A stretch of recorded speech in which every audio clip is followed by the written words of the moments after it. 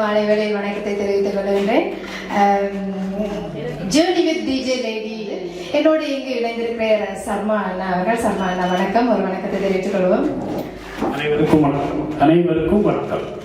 பாடல்களை தவிர வேறு என்ன செயல்கள், அதாவது உங்களை நான் நிறைய பரிமாணங்களை நான் உண்மையாக பார்த்துருக்கிறேன். உங்களை ஒரு டைரக்டரா, மியூசிக் டைரக்டரா அண்ட் இளையோர்களுக்கு நிறைய பிளாட்ஃபார்ம் கொடுத்துருக்கீங்க பாடல்களுக்காகவும் சரி, மற்றது தொலைக்காட்சி வேற நடத்துறீங்க.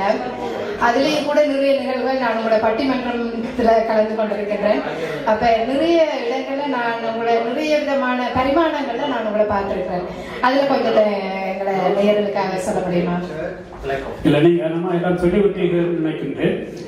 அதாவது பாடகராக அநேகமாக பலருக்கு தெரிந்திருக்கும், தொலைக்காட்சி அறிவிப்பாளராக, மேடை அறிவிப்பாளராக பலருக்கு தெரிந்திருக்கும், ஒரு இசையமைப்பாளராக பலர் அறிமுகமாக இருக்கிறார்கள். நான் இதுவரைக்கும் 517 பாடல்கள் இசையமைத்திருக்கின்றேன். 517 மேல் என்னுடைய வரிகளாகத்தான் இருக்கும். என்னுடைய வரிகளை தான் அதிகமாக நான் இசையமைப்பேன். எப்பொழுதுமே இதுவரைக்கும் 87 பேர் என்னுடைய இசையில் பாடியிருக்கிறார்கள். அதன் பின்பு நிறைய குறும்படங்கள் தயாரித்திருக்கிறேன், இயக்கியிருக்கிறேன், நடித்திருக்கின்றேன். யூடியூப் சேனல் நடத்தி கொண்டிருக்கின்றேன். அது ஒரு 6 வருடம் ஆகிவிட்டது. யூனிட்டி என்ற அமைப்பு ஒன்று, அதற்காக ஆரம்பித்த யூடியூப் சேனல் தான் அது. இப்பொழுது யூனிட்டி என்ற அமைப்பு மிக மிக வெற்றிகரமாக நிறைவாக போய்கொண்டிருக்கிறது. கவிதை எழுதுவது, கதை எழுதுவது, இப்படி பல விடயங்கள் நான் செய்து கொண்டிருக்கின்றேன். நேரம் போதவில்லை, எங்களுக்கு இன்னும் கொஞ்சம் நாள் இருந்தா இன்னும் ஏதாவது செய்யலாம்னு தோணுமே இல்லையா? அந்த வகையில நீங்க இவ்வளவு செயல்களையும் செய்து கொண்டிருக்கிறீங்கன்னா அப்பாவா கூட இருக்கிறீங்க. இந்த வகையில நீங்க இதுல எதை நீங்க விரும்பி செய்றீங்க? எதுல உங்களுக்கு மன நிறைவு? இல்ல, கலைஞன் என்று வரும்போது எந்த கலைஞருக்குமே தன்னுடைய கலைகளில் திருப்தி இருக்காது. இன்னும் வேணும் என்றே இருக்கும். ஏதோ அந்த வகையில் கலைகளில் நான் திருப்தி அடைந்ததாக சொல்ல முடியாது. ஆனால் மனநிறைவாக நிறைவுரை செய்து கொண்டிருக்கிறேன். ஆனால் மிக மகிழ்வாக நிறைவாக இருப்பது நான் அப்பாவாக மட்டும்தான். என் 2 பெண் குழந்தைகளுக்கும் அப்பாவாக இருப்பது நான் மிக பெருமை அடைகின்றேன், மகிழ்வடைகின்றேன். நிறைவாக ஒவ்வொரு நாளும் என்னுடைய பெண் குழந்தைகளுடன் நேரம் செலவழிப்பதற்கு அதிகமான நேரத்தை எடுத்துக் கொள்வேன் நான். சூப்பர். அது நாங்க பார்த்திருக்கிறோம். எப்பவுமே பிள்ளைகளை நீங்க இணைத்து தான் நீங்க எல்லா செயல்களும் செய்யறதை நான் அவதானிச்சிருக்கிறோம் நிறையவே. ஓகே, நல்லதுன்னா அடுத்தது இப்ப நாங்க கரியோக்கியில பாடிக்கொண்டிருக்கிறோம். லைவ் மியூசிக்லயும் நிறையவே நீங்க பாடி இருக்கிறீங்க. இந்த கரியோக்கியில பாடுறதுக்கும் லைவ் மியூசிக்ல பாடுறதுக்கும் இருக்கிற வித்தியாசம் என்ன? எதை நீங்க இலகுவா பாக்குறீங்க? இது எனக்கு அனுபவம் சொல்ல முடியவில்லை. ஏன்னா நான் டிஜே லேடி சாய் ரத்னாவுடைய இதற்கு முன் நடந்த நிகழ்ச்சி, 2 மாதத்துக்கு முன் நடந்த நிகழ்ச்சி தான் முதல் கரியோக்கி பாடியிருக்கிறேன். எனவே அதனுடைய அனுபவம் எப்படி நான் சொல்ல நான் கற்றுக்கொண்டிருக்கின்றேன். சென்ற முறை நான் என்ன தவறு செய்தேன் என்பதை இந்த முறை திருத்திக் கொண்டேன். அதான். ஆனால் லைவ் பேண்ட் என்று வரும்பொழுது அது வித்தியாசமான அனுபவம், வித்தியாசமான எங்களுடைய வெளிப்பாடு வித்தியாசமாக அமைந்து கொள்ளும். ஏனென்றால் அங்கு இப்போ இது இங்கே முன்னிருந்த இந்த ஸ்பீக்கர் சத்தம் தான் எனக்கு காது கேட்கும். ஆனால் லைவ் பேண்ட்னா ஸ்பீக்கர் சத்தம் மட்டும் இல்லை, பின்னுக்கு இருந்த எல்லா ஆர்கெஸ்ட்ரா சத்தமும் காது கேட்டு கொண்டிருக்கும். எனவே அதிகமான சத்தம் காதுகளும் எது சரியான சுதியில் போகக்கூடியதாக இருக்கும். நாங்கள் எங்கு நிற்கிறோம் என்று, அதாவது ஒரு பாடகனாக நாங்கள் நிற்கிறோம் என்பதை எம்மாதிரி கிளைக்கக்கூடியதாக இருக்கும். எனவே அதை விட கரியோக்கி பாடுவது கஷ்டம் என்று நான் நினைக்கிறேன்.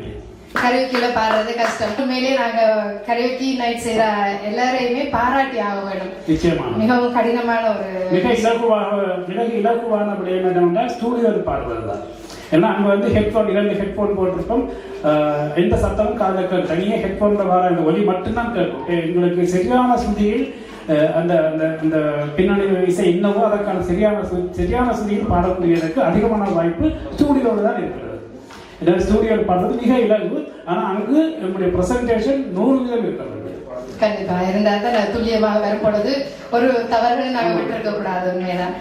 ஓகே, அடுத்ததாக நீங்க இந்த இசைத்துறையில உங்களுக்கு மறக்க முடியாத ஒரு சந்தர்ப்பமாக நீங்க எதை சொல்றீங்க? இசைத்துறைக்கு வந்த பிறகு மறக்க முடியாத சந்தர்ப்பம் இசைத்துறையில் மறக்க முடியாத சந்தர்ப்பம் சொன்னால் நிறைய இருக்கிறது. அதில் குறிப்பாக 2 சொல்லக்கூடியதாக இருக்கும். நான் என்னை சிறுவயதில் நான் கன்னட சங்கீதம் மட்டுமே பாடிக்கொண்டிருந்த என்னை முதலாக திரைப்பட பாடலுக்கு தூண்டிய ஒரு பாடகருடன் 3 மணி நேரம் நான் செலவு பண்ணியிருக்கிறேன். பி.பி. ஸ்ரீனிவாஸ் என்னும் அந்த மிகப்பெரிய லெஜெண்டுடன். அவருடைய முதல் நிலவே என்று நெருங்காது என்ற பாடலை கேட்டிருந்தது சினிமா பாட்டை பாட எனக்கு ஆசை வந்தது. அதன் பின்பு நான் அவரை சென்னையில் ஒரு 3 மணி நேரம் அவருடன் இருந்து நான் அவருடைய பாடலை நான் பாட என்னுடன் சேர்ந்து அவர் பாடிய அந்த அனுபவம் என்பது வந்து என்னுடைய வாழ்க்கையில் இன்னும் எனக்கு நினைத்தால் கண்ணீர் வரும். அதே போல் மறைந்த ஒரு லெஜண்ட் சிங்கர் எஸ்பி பாலசுப்ரமணியம். நான் பாட ஆரம்பித்தவுடன் இப்படி சேர்ந்த பக்கத்தில் இருந்து அவர் என்னுடன் இணைந்து அவர் பாடினார். எனக்கு இப்பொழுதும் புள்ள இருக்கிறது நினைத்தார். அவருடன் இணைந்து நான் அவருடைய ஸ்டூடியோ எஸ்பி பாலசுப்ரமணியத்தை சொந்த ஸ்டூடியோ இருக்கு, தண்டமானி ஸ்டூடியோ சொல்லி சாலைகளாக இப்போது இல்லை. அப்பொழுது ஒரு ரெக்கார்டிங்காக நான் அது உதவி இசையமைப்பாளராக பணியாற்றினேன் ஒரு படத்துக்கு. அப்பொழுது நான் அவருக்காக ட்ரக்கும் பாடியிருந்தேன் எஸ்பிக்கு. அப்போ யார் பாடினது கேட்கும் பொழுது நான் தான் அறிமுகப்படுத்தினார்களை. அப்பொழுது நான் யார் என்பதை அறிமுகப்படுத்தும் பொழுது அவருக்கு என்ன ஒரு மரியாதை, என்னுடைய பின்னணி என்ன அவருக்கு நான் என்னுடைய பேரை சொல்லுறது என்னுடைய பின்னணி என்ன என்பது சொல்லும் பொழுது என்னுடைய ஒரு மரியாதை வந்துட்டு என்னுடைய இருந்து பேச தொடங்கினார். பின்பு அப்புறம் நான் பாடி காட்டும் பொழுது அவர் அந்த பாடலை என்னோட இணைந்து பாடிவிட்டு சொல்லி இந்த நானே மறந்திருப்பேன், நீ ஞாபகம் வைத்திருப்பேன்னு சொல்லி பாடிட்டு எனக்கு இன்னும் இந்த 2 என்ற வாழ்க்கையில் மறக்க முடியாத அனுபவம். திரைப்பட பாடல்கள், அதாவது நீங்க கர்நாடக சங்கீதம் கூட கேட்டிருப்பீங்கன்னு சொல்லியிருந்தீங்க. திரைப்பட பாடல்களுக்கும் கர்நாடக சங்கீத பாடல்களுக்கும் உள்ள வித்தியாசம் என்ன? பெரும்பாலான டீச்சர்ஸ் வந்து அதாவது கர்நாடக சங்கீதம் கற்றுக் கொடுக்கிறார்கள் வந்து சினிமா பாடல்கள் பாட வேண்டாம் என்று சொல்லுவார்கள் அவர்களுடைய மாணவர்களுக்கு. அது ஏன்னு நீங்க நினைக்கிறீங்க? அதற்கு ஒரு காரணம் இருக்கிறது. ஏனென்றால் இந்த திரைப்பட பாடல்கள் என்று வரும் பொழுது இப்போ நான் உதாரணமாக நான் போய் ஜெயசுதாஸ் பாடுகிறேன்னா ஜெயசுதாஸை போல பாடுவதற்கு முயற்சி செய்வேன். ஆனால் சங்கீதம் அப்படி அல்ல. என்னுடைய அதாவது ட்ரெடிஷன் என்று சொல்லி அந்த ட்ரெடிஷன் வர வரும். ட்ரெடிஷன் வரவில்லை சங்கீதம் நாங்கள் கேட்பதற்கு அந்த முழுமையான ஒரு எங்களுக்கு சங்கீதம் கிடைக்காது. எனவே ட்ரெடிஷன் வர வேண்டும் சொன்னால் சொந்த குரலில் பாட வேண்டும், சரியான சுதியில் பாட வேண்டும். சினிமா என்பது வந்து நாம் குரலை மாற்றி பாடுவோம். ஒவ்வொரு பாடகருடைய குரலை நாம் மாற்றி அந்த படகை விட்டால் சினிமா சங்கீதத்துக்கும் வந்து விடுவது, அந்த ஒரிஜினல் வராது. உதாரணமாக வந்து சினிமா பாட்டு பாடும் பொழுது பேசக்கூடாது என்றது வந்து சினிமா ஸ்டைல். இது கர்நாடிகா கூட தான் நான் கர்நாடிகா இருக்காது. அது அப்போ இதே ஃபீலிங்கை கன்னட சங்கீதம் பாட போனால் டீச்சருக்கு கோவம் வந்து அதனால தான் டீச்சர் போய் நான் சொல்லியிருக்கேன். ஏன்னா சினிமா என்பது வந்து நிறைய ஃபீலிங் இருக்கு, வேரியேஷன்ஸ் இருக்கு.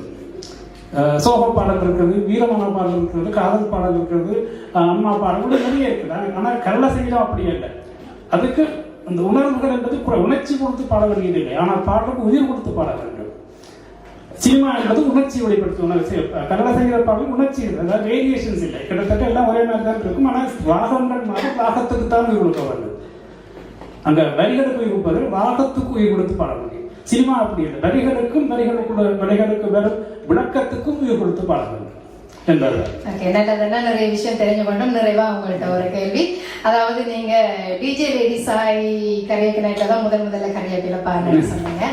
அந்த அனுபவம் எப்படி இருந்தது? நீங்க வரும்போது எப்படி இருந்தது? நீங்க கொஞ்சம் பழகி இப்ப எல்லாரோடையும் பழகி இருப்பீங்க, பழகின அப்புறம் உங்களோட வரநிலை எப்படி இருக்குன்றது முதல் நீங்க இருக்க எல்லாருமே வந்து எனக்கு யாரா சகோதரன் யாரா கணவன் மனைவின்னு தெரியாது.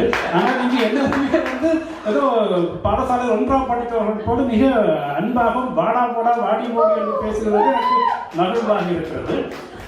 நான் வரும் பொழுது நான் ஒரு பெரியார் தானே, சங்கீதம் கன்னட சங்கீதம் ஹிந்துஸ்தான் ரெண்டுமே படித்திருக்கிறேன். அப்போ நான் பெரியார் பாரத் இங்கே வந்து ஒன்றும் தெரியாதுன்னு நினைச்சு கொண்டு வந்தேன் அன்றைக்கு வரும்பொழுது.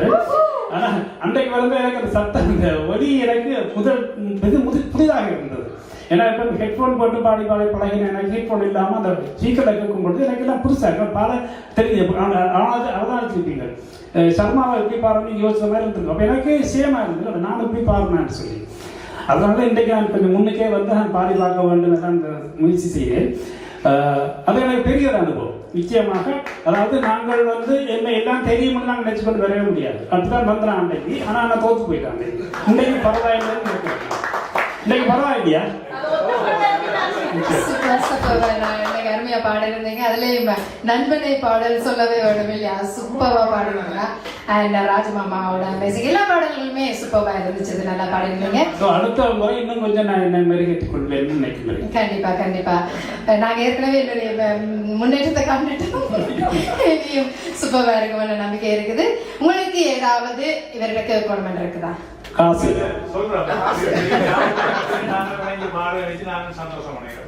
மிக்க நன்றி. உங்களோடு இணைந்து பயணிப்பதில் எங்களுக்கு டிஜே லேடிஸ் கரியோக்கி குழுவினருக்கு மிக்க மிக்க நன்றி, மகிழ்ச்சி. மிக்க நன்றி. நன்றி. என்னை பற்றி கொஞ்சம் சில விடயங்களை பகிர்ந்து கொள்வதற்கு ஒரு வாய்ப்பு தந்ததற்கு உங்களுக்கு மிக்க நன்றி. எனக்கு நீங்க சென்ற முறை பாடிய பஞ்சு முட்டா சேலகட்டி இப்ப கூட எனக்கு காதல் வலித்துக் கொண்டிருக்கிறது. உங்களுடைய அந்த எக்ஸ்பிரஷன் பியூட்டிஃபுல் எக்ஸ்பிரஷன் உங்களுடைய மிக அருமையாக இருந்தது. அப்படி ஒரு சின்ன சின்ன விரையில் ஜிவாடா இது நீ போல செய்யற சொல்ல வேண்டிய நீ என்று சொல்லி எங்களை சொல்லித்தந்தீங்கன்னா சரியடா சொல்ல வேண்டாம்.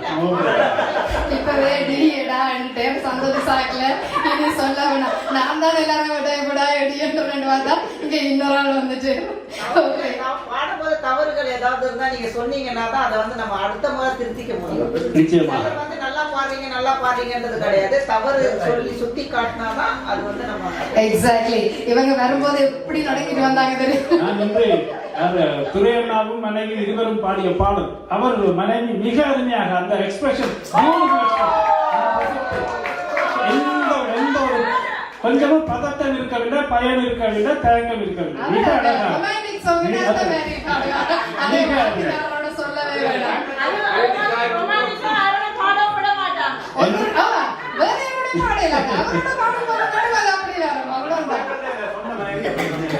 ரூபனுக்கு நன்றி. உங்களுடன் இணைந்து பாடியமைக்கு தாஜம்மாவும் முதல் பாடியிருக்கு. அம்மா மிக்க நன்றி அம்மா உங்களுடன் இணைந்து பாடியிருக்கு. மற்றும் வேண்டுகோளோட பாடம் நான் சொன்னோம் அது லிஸ்டின் படி வந்தாதான் பாடலாம். இன்னைக்கு அவருக்கு அதிர்ஷ்டம் அடிச்சிருக்குது, பாடி இருக்காரு. இன்னும் இதே சகோதரிகள் இருக்காங்க என்ன பாடுறது. ஓகே ஓகே, அது நான் பாக்குறேன். நான் பாக்குறேன். உங்களோட வேலை வந்து பாடுறது மட்டும்தான். Thank you so much. மிக்க நன்றி. அனைவருக்கும் நன்றி.